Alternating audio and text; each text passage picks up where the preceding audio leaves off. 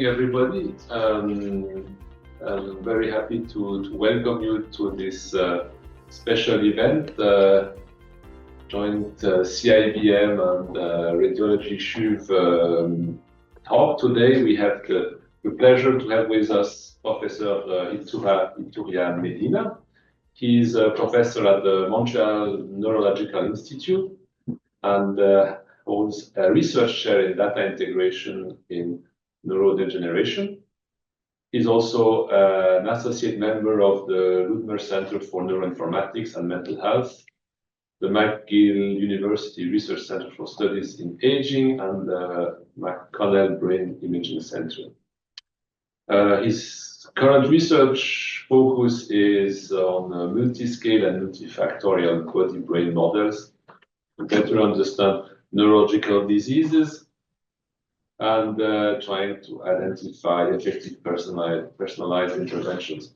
He works on molecular omics and multimodal neuroimaging. On a more personal note, Yasser and me are fellow researcher for a long time since we've been working on the premises of brain connectivity some time ago, right, in the early 2000s. And I think this was a very stimulating and distant but fair competition, academic competition in those times. Huh? Okay, so anyway, thank you for being here. It's really an honor and a pleasure to have you today. And I think we are all very eager to hear about your current academic interest. Thank you very much. Thank you, Patrick, for the introduction. It's a pleasure to be here. And for that, I want to thank Yasser, Eric, Pina, Patrick for the opportunity. Well, in this presentation, I will be giving an overview of the work that we have been doing to unify multi-level molecular data with multimodal neuroimaging, with the intention of clarifying individual disease mechanisms and identifying optimum personalized therapeutic needs. Most of the examples that I will present correspond to the case of neurodegenerative diseases like Alzheimer's and Parkinson's. However, we believe that the models can be applied to all disorders, and actually we're working on that. I will talk a little bit at the end about it. Essentially, our group follows an integrative approach in which we try to consider all the available information for a given patient. And that includes multimodal neuroimaging. You are very well familiarized with that. We go from a structural, functional, diffusion, and we also work with PET, amyloid PET, tau PET, dopaminergic neuronal loss, SPET, and other modalities, which we combine with multi-omics molecular information, which could be epigenomics, transcriptomics, proteomics, and other layers of information. To that, we try to add all the available information in terms of a lifestyle, behavior, condition for each patient. We also consider the clinical information, therapeutic information, and we work on these brain periphery models that we believe could allow us to not only understand better the disease mechanism from a causal point of view, but also to, given that once that we are able to understand better what is happening to a given person, then they should also allow us to understand what signals will be the optimum or the more appropriate to conduct that person from an undesired state to a desired clinical state. However, with data coming from many different modalities or techniques, we are talking not only about, we could have in our hands easily close to 1 million markers or potential markers, and we don't really try to find the optimum biomarker. When we go to conference or even in the field, it's very common to hear about the fight or the intention to find one marker that fits everyone, and this is happening in Alzheimer's and Parkinson. We believe that that's a fallacy because these disorders are so heterogeneous that the mechanisms are so different, and that's one of the reasons why the treatment don't work for everyone, right? So all we try to integrate this information, but it's a lot, and that's precisely what computational disease progression models are good on. So we use two main families of disease progression models. One is that you should hear about the black box or those models that are mostly focused on predictions. and they don't necessarily clarify disease mechanism. However, they can be very useful too, right? So sometimes we just want to predict what we have in the person after a given time, or to predict some given characteristics without really needing to understand why that is happening. We also use mechanistic disease progression models, which by the contrary are more focused on understanding of the biological process underlying the disease. And they could make, or they can be used to make predictions sometimes, but the ultimate goal is not to, reach a high accuracy, it's just to provide or allow to test hypotheses and to understand what is happening. We all try to work with both kind of models because each have advantage and disadvantage, and we actually have found ways to create models that are in the middle that for some specific things use characteristics of mechanistic models, and for other things using more the traditional empirical way. I will present now some examples corresponding to each of these types, and some of them will be also illustrating the possibility to use both in combination to extract more information. So I will start with some machine learning applications in the field of multiomics and neurodegeneration. One of the major challenges that we have when we study neurodegenerative diseases is that they might take years or decades to develop. In Alzheimer, someone could be developing it for 30, 40 years. We don't really know. And every time, most of our knowledge from, let's say, for Alzheimer, for Parkinson, comes from group comparisons. That in which essentially we compare a given group of patients diagnosed with persons that we assume that are controls. First, all those persons within the disease group might be different among themselves. They might be at different disease states. They might be following different disease variants. And in addition, the controls might not be really that controls, right? The control might not have been diagnosed yet, but could have for 20 years or for 10 years been developing something from a neuropathological point of view. So we try to use, and one challenge associated with this is that we don't really have for anyone data coming back 30, 40 years. We cannot follow a person that long, or at least not to measure with the current techniques that we have. Right? So we have the idea that if we analyze a data set big enough, we could reorder the participants in a way that would allow us to already infer the disease timeline. So if we have a population that is big enough and we reorder everyone, we could get like a movie or like the timeline of that we somehow reflecting what was happening across the whole period. So we did that, and the first time that we did that, we obtained a post-mortem gene expression from the brain, and also a gene expression from blood from participants that are living. And what we have here in the center is just a transcriptomic matrix in which we have like 40,000 transcripts, and the rows are individuals. Then we use a specific machine learning techniques. In this case, a very particular technique called constructive PCA, or constructive dimensionality resolution, that allows to identify enriched patterns in the disease population versus a background. A background are people that are not developing the disease, and that somehow allows you to remove, because that's a minor limitation that we usually have when we do dimensionality resolution analysis, that we finish finding components that could be capturing, let's say, sex effects or age effects, and not necessarily disease-related effects.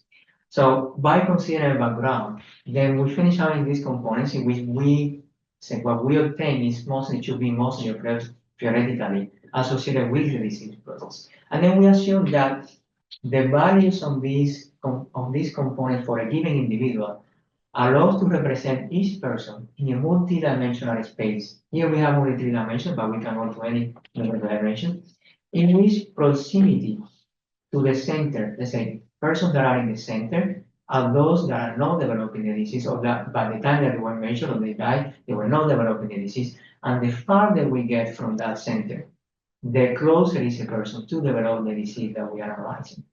And then we use some specific trajectories identification methods to align the individual brains according to the proximity to the center or to the exterior part of the graph. In this way, we also define specific metrics, and one in particular that we call gene expression pseudotime, that provides a numerical value, a molecular disease progression score, right? So at the end, that value just reflects the topological or geodesic distance in the space. And we verified that the disease pseudotime, or in this case, the molecular Alzheimer's disease pseudotime, is significantly correlated with neuropathologies in the brain. Remember, this is a semi-unsupervised model. There is no training.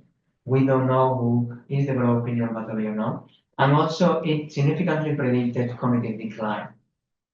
This is an empirical model, so we don't have an explanation of how the genes are interacting, but we still have ways associated to the genes and how they contributed to the pseudotime. So we always can go back to interrogate what genes, what molecular pathways, which cell types are providing the information, are more informative to track, in this case, the disease progression in Alzheimer's. So that was the first application. It could be used in the clinic too. So we're trying now, for example, to use this in some clinical collaboration to track at what stage is someone from molecular, in terms of molecular alterations, using blood data. However, RNA or gene expression is only one of the multiple biological, represents only one of the multiple biological processes that are involved in when we develop disease. So the next step was to extend the model to consider also epigenetics effects, protein, like proteins concentration, metabolites, in combination with the transcripts and or the gene expression. So we extended our data set, and we also have MRI evaluation. We have PET for the participants, the people that were living. We have a big set of neuropathologies. We also have cognitive data, and we extended the same model, but now we also have the purpose of identifying different variants of the disease, of different ways in which a person can develop Alzheimer's disease.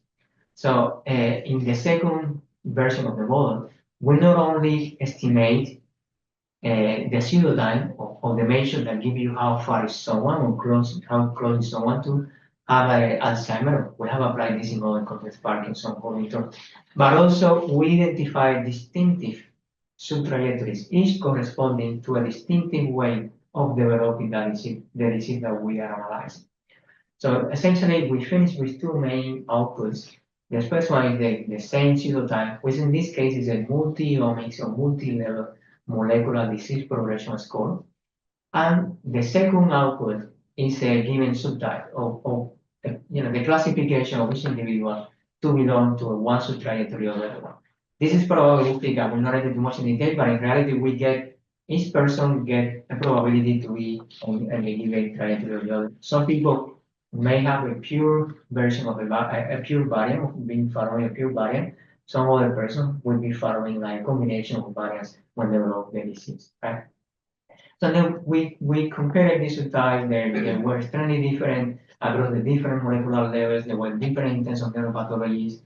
We see here that the pseudotime predicted again neuropathologies in the brain.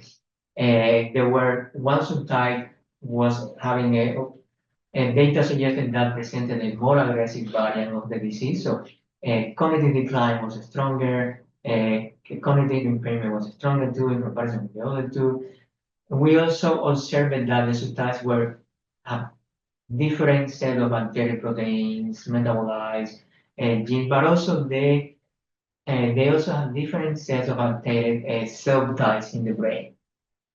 And they were extremely different on that. So what we have here is the percentage for each combination of how different were the cell types that were affected in between them, right? And we see that they were different in 92% or 70% of all the cell types that were affected. We suggest that or give the idea that we are close or we're close to identify distinctive variants of the disease. We have more results related to this, but I want to move on to what we did after because it continues extending the same idea. So our objective after that previous study then was to continue and say increasing the resolution of the taxonomy of the Alzheimer's disease molecular taxonomy. And for that, then before we only have 4 only omics, we extended to 8 different omics. So we added a single cell RNA, we added glycoproteomics, glycosylation proteomics, lipidomics. All of these layers have specific functions, biological functions, and each of them is relevant. We use the same or variant of the same model to again identify subtrajectories, distinctive subtrajectories across all the omics. And we also found 3 distinctive subtypes. We 2 validate the number of subtypes. We do randomization. We estimate the stability of the subtrajectories. We change them. We compare with random distributions, etc. Then one major question was like, can we then analyze the causal mechanisms that are conducing a person that is in a given subtype from non-dementia to dementia? So for that, we use specific techniques to analyze the gene regulatory networks at the single cell level. And then we finish identifying for each trajectory what are the genes at the cell level that are controlling the system somehow. And we found a lot of neuroinflammatory, immune system involved, vascular system involved, and other mechanisms, but mostly on the side of the immune system.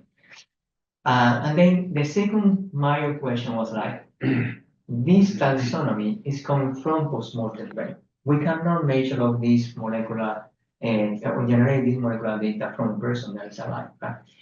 But could we find a way to translate what we are finding in the post-mortem data to in vivo? Because at the end, that's the only way that we could use it in the clinic after, or that we could use it with the combination with the pharma to identify which would be the optimal treatment for each subtype. So, and then to do that, we fortunately we're turning this data in collaboration with Rush University, in which they have matched data coming from when the person were living still. So we have ante-mortem fMRI, ante-mortem routinary blood tests, cell-free DNA, cytokine, proteomics, metabolomics, psychological and trace evaluations. We have a clinical cognitive evaluations that were coming from before. And then we try to develop, now in this part, we try to use a specific machine learning techniques to predict the with the in vivo data, what was the zero time value according to with the post-mortem multi-omics data, or we use classifiers to predict what subtype is developing a person, right? According to the post-mortem classification. So that would allow, let's say, if someone goes to the clinic, this would allow to test or take some specific blood test and then predict to what specific subtype someone or what specific subtype someone is developing, or at what specific disease stage is someone according to the molecular information. Here, what we have is some of the first results, like on the top, what we have, the letters are big and small, but we identified about over 1,000 molecular features in blood that significantly correlate with the pseudotime in brain. Well, most of them are again related to the immune system, the metabolic system, which are gaining more and more attention recently in relation with Alzheimer's disease development. On the left bottom, what we have is a brain region that significantly correlate with the pseudotime estimated post-mortem, but those are just correlation associated. What we have on the right bottom are the cross-validated predictions of the pseudotime based on the different data modalities that we can measure in vivo. So we found that the blood metabolomic data is one of the most promising to predict the value of the pseudotime. And some other modalities show some promise. And in addition to that, for the classifiers, we found that when we try to predict the subtypes, that the metabolomics data again is the most promising one, and the regional MRI is also very promising. But the predictions tend to be very good in terms of when we try to predict, let's say, a given subtype versus the control people or the non-diagnosed people. However, when we try to differentiate between two subtypes, the predictions are not so good. And that could happen for multiple reasons. It's another analysis that we show now that could explain that. However, the psychological data surprisingly was the best one to predict if someone belongs to one subtype or the other one. Which also suggests that aligned with that, with those theories mentioning that the way that we live or our personality or all decisions of lifestyle also have an impact in our biology and vice versa. And we are increasing sample size. We have to work more on refining the classifiers. That when we work, let's say, with RNA, we are talking about thousands of potential predictors. So we always have to do a work to select the features and all those steps. There are a lot of challenging steps there, but we did the exercise of estimating the minimal sample size required for each of these data modality. And so what we have in the bottom is for each specific combination, is a value between 0 and 1. The closer it is to 1, it suggests or gives the idea that we need more data to predict those subtypes based on that specific data modality. For some data modality, we see that the sample size is big enough. For others, the sample size not enough, and then we should continue adding. So the main conclusion from here is that in terms of translating what we find in the research to the clinic, then the data requirements varies depending not only on the modality but also on the variant that we are studying. And I should mention or should make clear why we need both. We need subtypes or disease trajectories and the pseudotype. And maybe if you, let's say, it's common to see now many studies focusing on subtyping, but most of them will do is to clustering of the data. That's fundamentally wrong because if you just cluster the data without accounting for the disease progression of the person or at what stage the person is, then a person could finish in any subgroup or in any cluster just because, so the disease progression is a minor confounding factor when we subtype and vice versa. If you make just prediction, let's say for Alzheimer, like someone developing Alzheimer or not, or Parkinson or multiple sclerosis or essentially any disorder that is highly heterogeneous, and you don't consider the different disease variants that exist, so the conclusion will be misleading because no single data modality generalizes or captures well the heterogeneity across the variants. So consider only one analysis is it confuses the result. There are other conclusions from that part, but I need to pass now because of time to the mechanistic models. A few years ago, we proposed this multifactorial causal model of brain organization and intervention. And the main motivation is that for neurodegenerative disorders, we don't really know yet what is happening. There are like 20 or more different hypotheses for Alzheimer, different hypotheses too for Parkinson. There are some hypotheses dominating, but none of them really works perfectly. None of them really explain what we're saying with disease. It could be because there are different variants, each of them follow different disease mechanisms, or it could be because we haven't really interrogated so well the data. So we propose this model in which, according to which the change in a given biological factor that we see in a given region, let's say increasing atrophy in one brain region, or increasing amyloid deposition in tau, or functional or neural activity regulation, will be a function, a direct function of all the direct interrelation between different biological factors in that region. Let's say how the vascular system is getting affected and impairing the clearance of the lymphoproteins in that region, how once that there is a accumulation of lymphoproteins that cause atrophy, or that increasing atrophy, all the potential causal combinations between them. That's not just no correlation, it's like direct impact while adjusting or removing the indirect effects. Plus, all the information of the alteration, all the alterations or dysregulations that propagate through the networks. We know that anything that happens in one region somehow will be reflected in other regions. Right? The Wallerian degeneration, we have the spreading of the lymphoproteins across connection, we have the vascular system, what happens in one like stroke causing alteration in the other regions, plus standard inputs, right? The person who's doing physical exercise, if he's taking drugs, anything that is coming from, like what kind of diet is found in the person. Mathematically, these models or this kind of model can be translated to a set of differential equations in which we have, we're not into details here, but essentially what we have here is like how these properties of what we measure with the imaging data change in time is a function of the network, the causal network plus the standard inputs. And this is a linear model, differential equation linear model, but we have also primary linear models. And I could talk about that later. And then in addition, we have an output. We have clinical how clinical evaluation of how cognitive performance depends on what happens in the brain.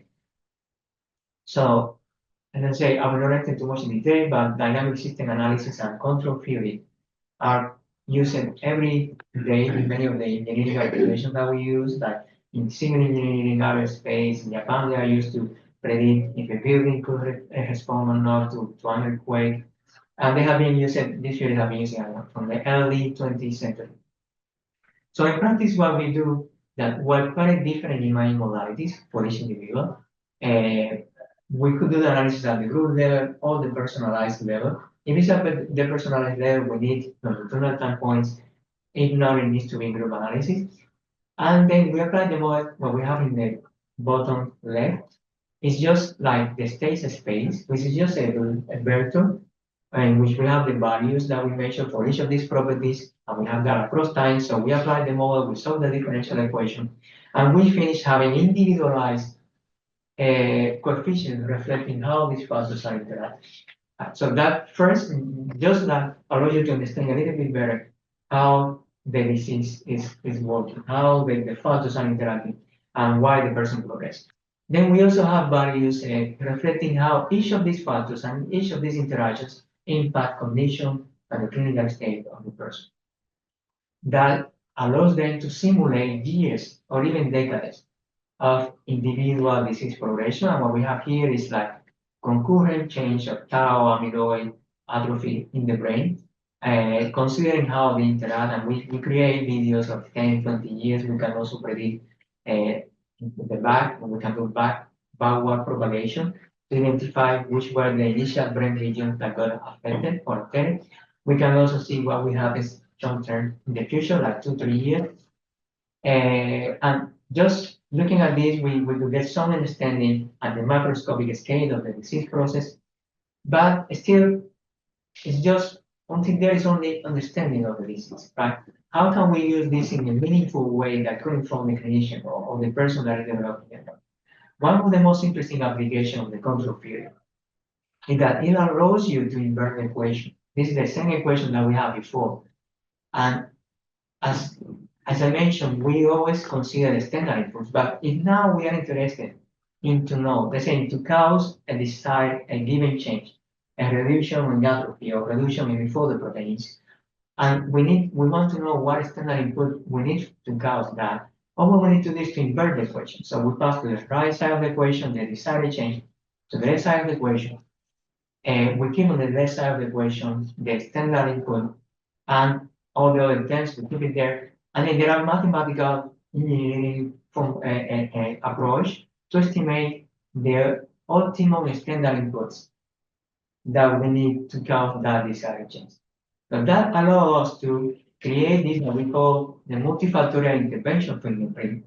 That is essentially a computational in silico approach in which we can simulate what will be or how effective will be to target neurodegeneration for each person by modifying each of the specific biological factors that we are considering.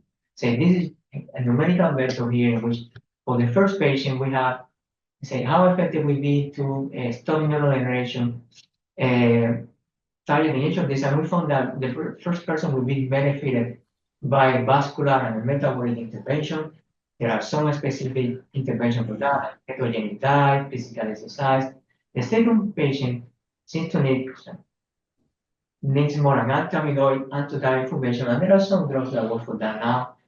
which don't generalize well for everyone, and this provides an explanation of why the third person or the third patient doesn't, none of the single target intervention will work for that person, but we actually can estimate all the combinations too, and then we found some combinations of some combinatorial treatments that will work for that person.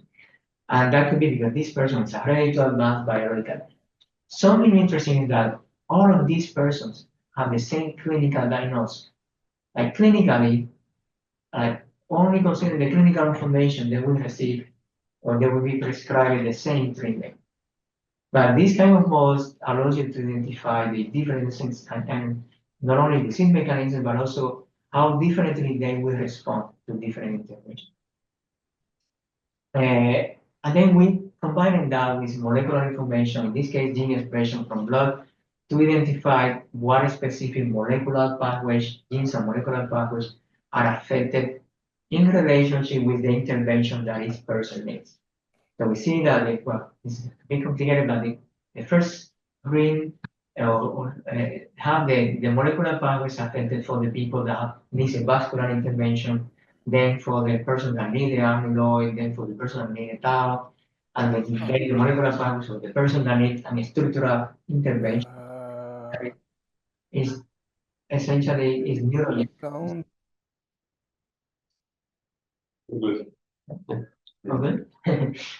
Yeah, there are more things to get from here. That we can see that those with vascular intervention seem to need to have less molecular pathways affected.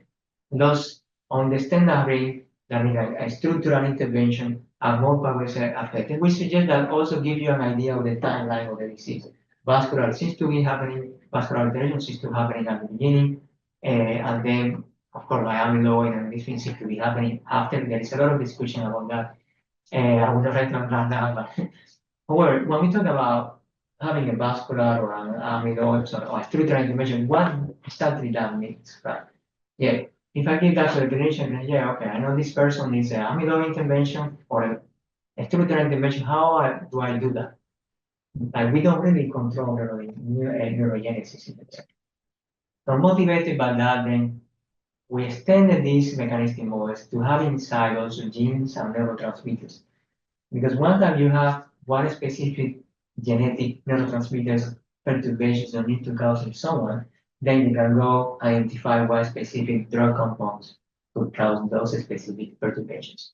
And that's exactly what we did. So we extended the previous model to now remember that we have these interactions between the biological factors. We express them now as a function of the gene expression in each region. And all the rest is the same. So we want to estimate what specific biological interactions are happening and what genes control those interactions. And for the same, we use the neuroimaging data, we fill the equations. And so this is a bit small, but what we have is these screens that are kind of like a roadmap of what we need to do if we want to cause this specific change in the brain.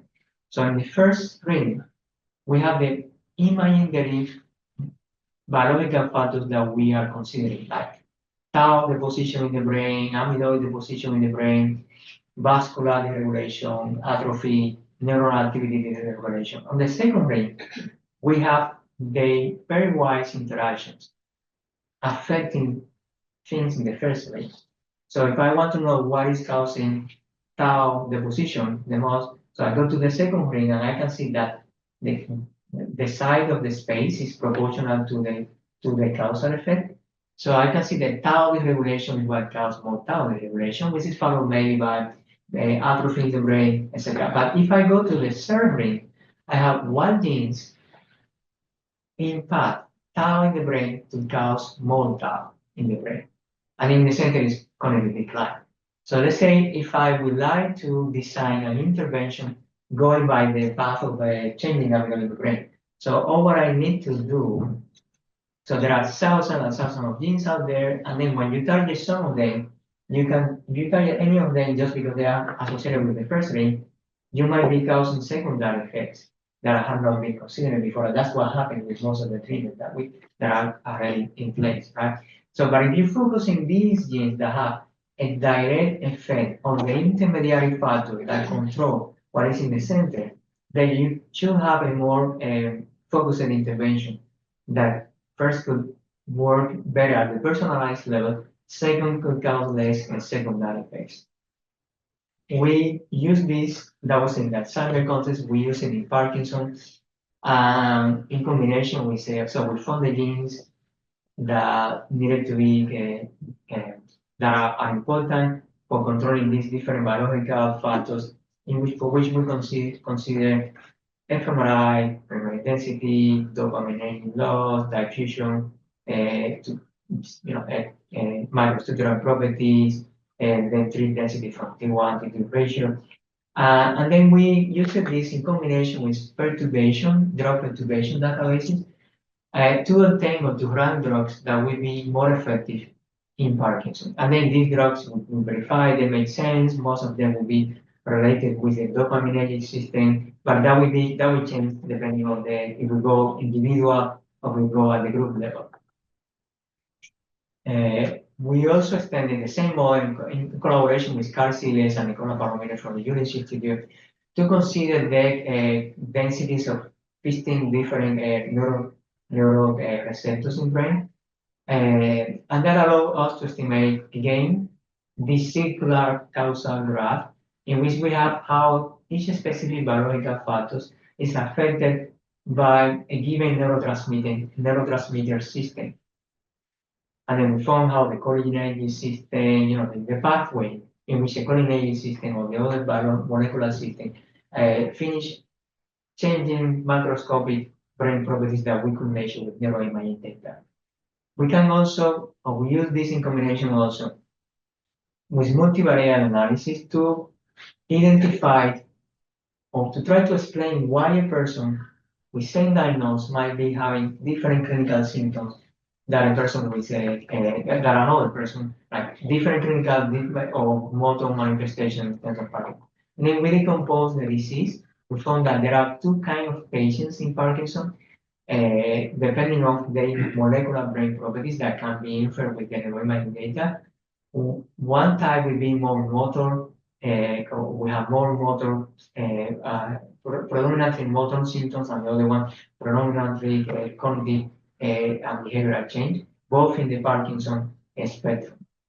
And then we have these ways to just, with the imaging data, identify to what combination of these two major acids a person developing. But also we can infer molecular properties with the imaging data. So what we have here is like maps of neuroreceptors influence on the imaging properties that we mentioned.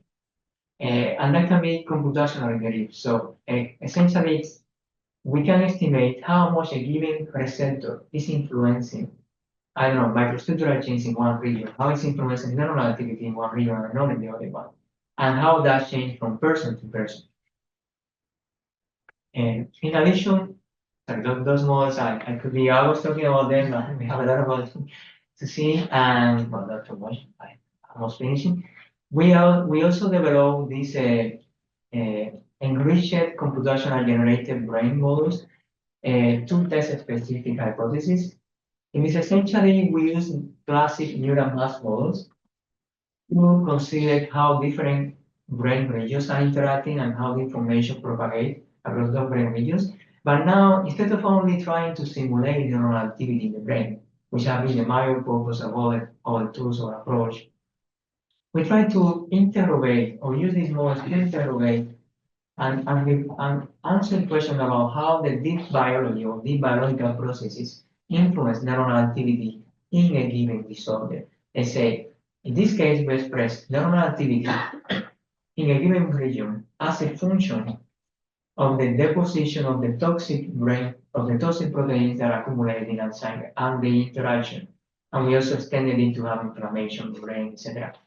So because we can associate biophysical parameters to each of these components, then by fitting the data, by simulating the data and identify the parameters according to their capacity to explain better the data, we finish having values that reflect how much amyloid affect neural activity at the deep, or the, let's say, in a given boss or a given brain region, or how the interaction of low tau impact neural activity in the progression of Alzheimer's disease. And then we observed also that we can use this model to generate EEG data, electrophysiological information that only from the fMRI data, once that you have the individual or characterize the individual causal mechanisms, you again can use it as an in silico, a computational version of the person that could be used as a digital twin for evaluating treatments or to even analyzing what would be the effect of a given change in lifestyle and diet by simulating the different variants that that person could follow, right? We also are using it now, like, surprisingly, we always say, oh, you will hear a lot that neural activity is affected in Alzheimer's, in Parkinson, in neurodegenerative disorders. No one knows why. Like, we don't really know even if that's more affected. But we know that something is happening, the person is not working well, the regions have the atrophy, etc. We never have been able to identify the molecular basis of why neural activity gets affected. And the only knowledge that we have about that is coming from animal models, which at the end are limited because they are designed to reproduce our knowledge. So we are interrogating a model that we created. So it usually tends to leave us with what we already know. So we can use these computational models to, in combination with the molecular information, to, in the same way that we estimated ways to associate with amyloid, tau, etc., we can now estimate individual regional parameters associated with the neuronal activity of a given person and use that in combination with the transcriptomic, proteomics, molecular data to identify what genes, what proteins are contributing to those neuronal activity changes in humans, not in animals. So one minor limitation, historical limitation for this is that there is no data, we cannot measure these molecular entities in a person that is living. So we need a combination of post-mortem and in vivo data for that. And that's what this computational models allows you to do, is to integrate and interrogate data coming from two different phases of the person. So we did that, and we have identified specific genes and molecular gene proteins and molecular pathways that seems to be controlling or determining the influencing the neuronal activity change that we see in Alzheimer's disease, or later we might do it for Parkinson and other disorders. Well, that's more or less things that we have done until now. We just showed two or three slides saying new ideas that we are working. Some of them are already published and we are extending them, but one of the fields or one of the ways that we are extending is to try to, let's say, we have different data modalities, and I think we don't necessarily interrogate all of them in the best way possible. And just to give you an idea, like gene expression usually have been analyzed just by comparing gene activity, right? In the group versus another group. But when we look at gene expression, what we have like a snapshot of the activity of the gene at the given time point. And recently, some groups have developed this RNA velocity metric that what captures are the dynamic change that are happening to the genes with the given gene, even if measured at the given time point. So it's a way to estimate the velocity of the change in that gene by considering the introns and extrons relationship, and how fast the gene is produced, how fast the same intuitive term, how fast is degraded. So what we have here is a two-dimensional representation of different cell types in the brain of Alzheimer's person. Well, here we have both Alzheimer's and contrast. And these lines that we can see represent the flow of information between the cells, like how information is traveling or going from one type of cell to the other type of cell. And we have that at in a given space, right? So if we do that across the different stages of the disease, we can see, or we found, and we have some analysis, statistical analysis supporting it, that these flows of information between different cell types change with disease progression. And it's possible to estimate this at the individual level too, and this is coming from single cell data.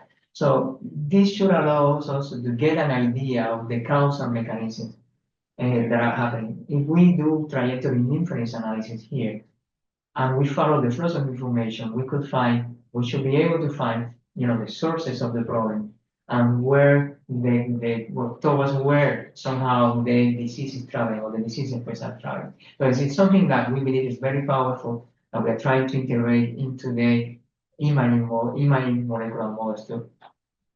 In addition, we are inferring cell type proportion in the brain, cells interactions in the brain, and we have found that the places in the brain or the regions in which we develop atrophy in association with a given disease is strongly influenced by the proportions of cell type that we have in those regions and how they communicate.